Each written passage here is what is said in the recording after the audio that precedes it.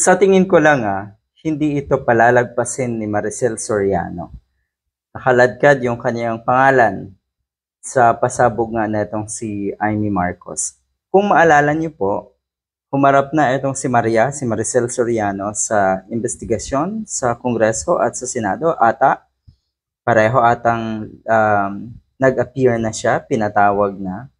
At yun nga, wala namang masyadong ebidensya. Kasi ang sinasabi ni Amy Marcos, katulad nung kuno ay talamak na gamitan ng droga, inuman dyan sa Malacanang. Ang sinasabi ni Amy Marcos, meron daw nagsabi sa kanya, mantakin mo. Grabe no, ang lala na itong si Amy Marcos. Nakaladkad, pati etong si Miss Maricel Soriano. Ano kayang maging reaction nito? Papayag kaya ito? Palalagpasin kaya ito ni Maricel Soriano? Paano kaya siya papalag? Yan yung yan sigurado ang aabangan ng mga kababayan natin. Siguradong papalagan yan itong si Maricel Soriano.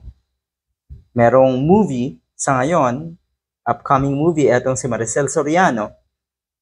At sa tingin ko ay makikita natin at magpo-promote yan. Siguradong hindi maiiwasan ng media na maitanong sa kanya yung nangyaring pagdawit sa kanya netong si Amy Marcos. Mantakin nyo, mandadamay ka pa talaga para siguro isipin ng mga kababayan natin na mas matibay yung kanyang paraatang sa nasa Malacanang kung meron pa siyang ibang personalidad na eto nga, na idadamay. Ulitin ko lang hindi papayag ang isang Maricel Soriano na palalagpasin lang ito.